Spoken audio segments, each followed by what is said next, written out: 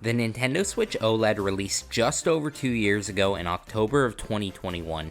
Even back then, there were a lot of doubts about if it was worth it or not, considering it is just an upgrade to the actual screen and not the power of the console like most people wanted. Well, now here we are nearing the end of 2023, and with all the rumors of the Nintendo Switch 2 coming soon, you might be wondering, should I still buy a Nintendo Switch OLED? Is it worth it? Well, hopefully I can answer those questions in this short video today.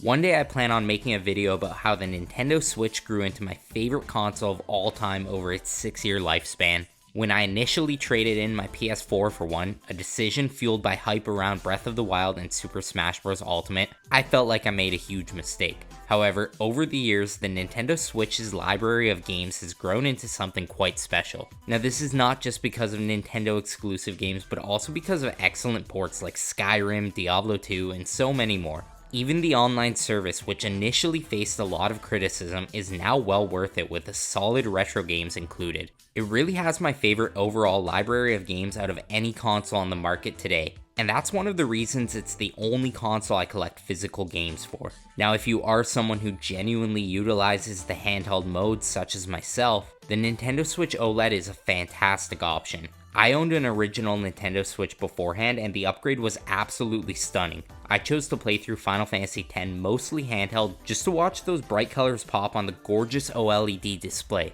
But if you do often play handheld, why would you go with something like the Nintendo Switch OLED when there is now so much competition in this handheld space? Well, let me go over the areas where the Nintendo Switch still dominates its competition. With consoles like the Steam Deck or the Asus ROG Ally, you have way more power, enough to run games like God of War 2018 with no real compromises. These consoles are obviously much better options if this is going to be your sole gaming console. With access to things like Steam's library or the Windows operating system, you definitely have a lot more gaming options with one of these handheld gaming PCs.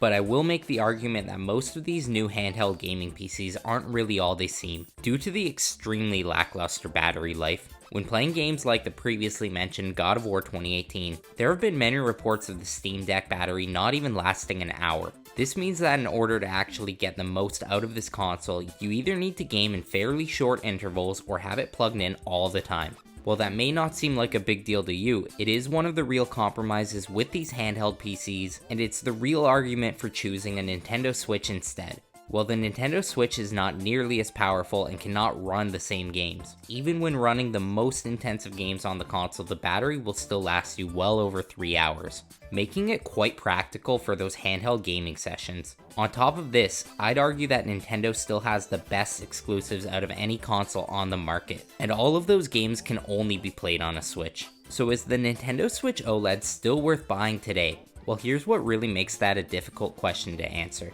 The Switch OLED still costs around $450 Canadian retail, which is not cheap by any means. If I only had $450 to spend on gaming, and I wanted the best bang for my buck, I'd probably look for a sale on the Nintendo Switch Lite, and I would also look into purchasing an Xbox Series S. That way I could cover all of my bases and have access to the Switch library as well as more competitive online games I'd play on the Xbox. The fact that you could get both of those consoles together for often under $500 here in Canada is an amazing value. However, if I planned on playing both docked and handheld mode frequently, the Switch OLED is the best of both worlds. Now personally, I believe that we are still well over a year from the release of the Nintendo Switch 2. But it's all just speculation, and I could be completely wrong. At this point in a console's life cycle, anything can happen, and Nintendo could very well announce a Nintendo Switch 2 the day after you purchase a Switch OLED. That's why if I were to buy one now, I would definitely look for a good price on a used one.